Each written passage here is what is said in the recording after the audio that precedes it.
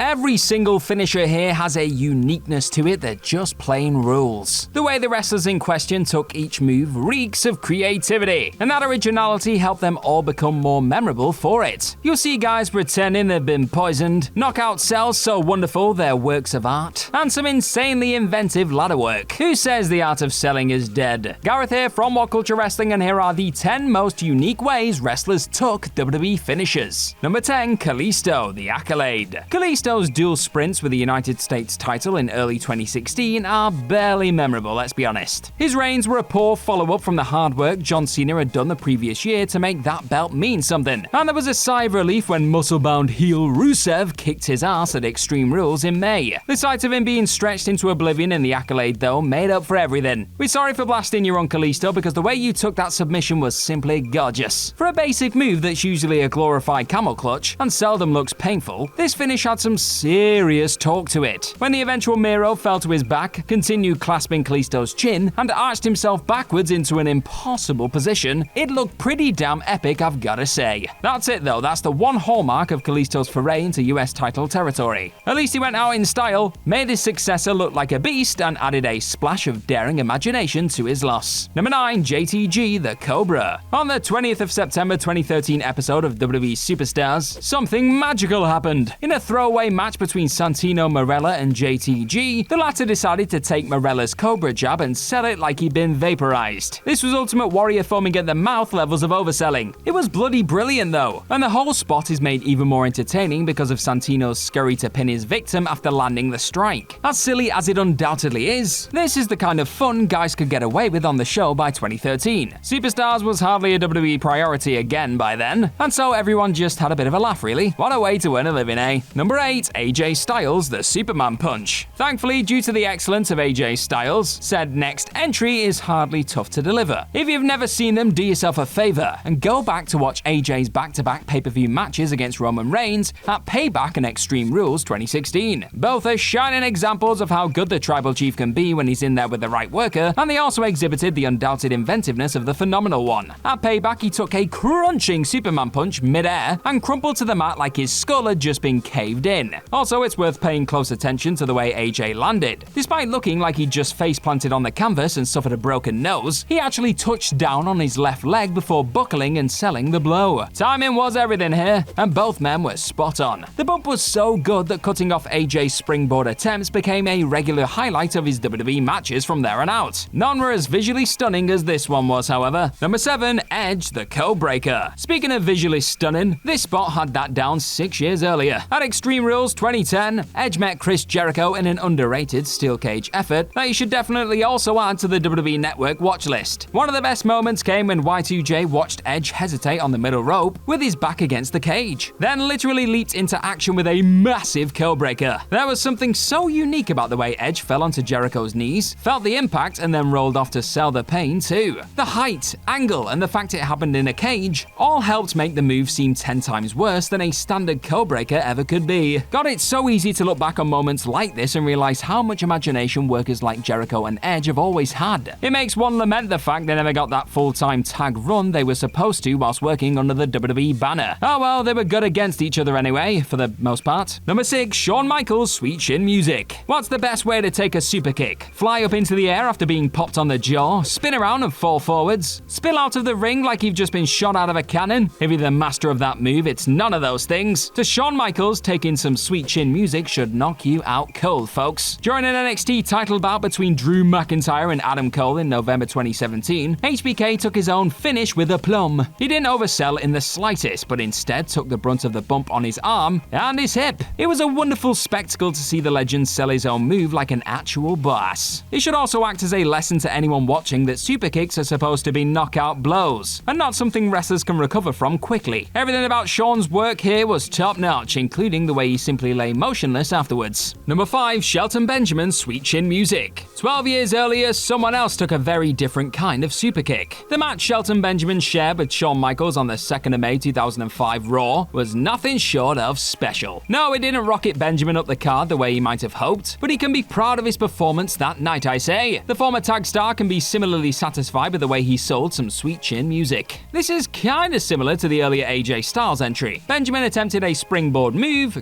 careened through the air at Michaels and was met with a short, painful stop as the legend planted his boot firmly in Shelton's face. Again, expert timing was essential if Benjamin was going to escape unscathed. Check out the fan dressed as Hulk Hogan in the front row too. He couldn't help but stand up and praise the Lord above for such a phenomenal spot. Meanwhile, Shelton was probably just checking his teeth to see if they were still there. Number 4, Austin Theory's Stone Cold Stunner. WrestleMania 38 just so happened to play host to perhaps one of the greatest ever Stone Cold Stunners ever committed to WWE television, and perhaps the very worst within the very same segment. Not long after Vince McMahon and his young protege Austin Theory had successfully made Pat McAfee look like a tit on the grandest stage, the good old Texas Rattlesnake himself opted to return to AT&T Stadium, one night removed from his instantly iconic in-ring comeback against Kevin Owens. And wasting next to no time at all, Steve Austin set his sights straight on the future Mr. Money in the Bank, bludgeoning the cocky kiddo with punches before nailing a stunner that nearly sent Theory into bloody orbit. Snapping back up into the air like a piece of human elastic, the often vanilla villain cemented himself in Mania history thanks to his jaw-dropping hang time and rock-esque flip out of the ring. More on him later. Vinnie Mac himself would then follow up this epic eating of an adjusted cutter with his own rather embarrassing crumbling to the floor like the brittle septuagenarian he is, much to Austin's amusement mind. Number 3, Evan Bourne RKO. Longtime WWE fans will know Randy Orton has made a habit out of nailing his trademark conclusion in some of the most jaw-dropping scenarios imaginable, but few have ever topped his out-of-nowhere nailing of the move on the eventual Matt Sydal many moons ago. On the 12th of July 2010 edition of Raw, Evan Bourne helped popularize the idea that Orton could hit his move from anywhere and everywhere by taking what was then the most shocking RKO ever. When he jumped from the top rope and spun into his shooting star press move, fans expected him to land flush on top of Randy. He didn't though. Orton instead hauled himself off the mat, snapped his arms around Bourne's neck, and pulled him down with one extraordinarily fluid motion. Fans were hysterical afterwards, and with good reason. Number 2, The Rock's Stone Cold Stunner. With a move that helped immortalize a great many WWE happenings over the years, it was only natural for Steve Austin's stunner to rock up one more time before this list reached its end. Because it's my list, I'll do what I want. And as unique as Scott Hall's constant overselling of Steve Austin's stunner was during WrestleMania 18 season, and Austin Theory's most recent eating of crap was 20 years on, it had nothing on The Rock's. Even Shane McMahon would go on to borrow Rocky's cell whenever he saw some stunner action. That's how plainly striking and entertaining it was. Austin didn't actually play much of a part in it. He'd deliver his stunner with a little more oomph maybe, but this was all The Rock's work, folks. After being booted in the gut, he'd position himself to fall slightly forward so he could push off his knees and roll into a dramatic sequence. At times, the thing looked like the world's worst spinneroonie attempt, and yet it was never anything less than delightful. The way he'd sometimes smash up against the ropes gave the stunner greater impact too, and it must have also cracked Austin up a bit, which again seems to be a bit of a running theme here. Number 1, Edge, Walls of Jericho. True Le Champion fans will know that Chris Jericho's Lion Tamer submission has much more torque to it than his go-to WWE finisher of the Walls of Jericho. But the move was modified so Jericho could perform it on anybody. And oh yeah, so he could lock it on whilst perched precariously on a ladder. Why not, eh? This oft-forgotten spot happened during only the 3rd TLC match on the 24th of May 2001 episode of SmackDown. Mid-match, Jericho scaled one ladder, positioned himself over Edge, and locked in his finisher. It didn't last very long, likely because both guys were worried the ladders might not hold their weight or stay stable. Still, for the few seconds Edge had to sell it, he did a sterling job. As a side note, the first 2 TLC matches have had enough love, I think. Fire up the network, stick this one on, and then wonder to yourself how it never happened on pay-per-view. No, I will not say premium live event.